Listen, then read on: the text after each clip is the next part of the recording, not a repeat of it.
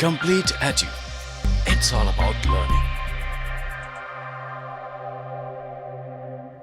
Hello students, complete edu online learning platform पे आपका स्वागत है।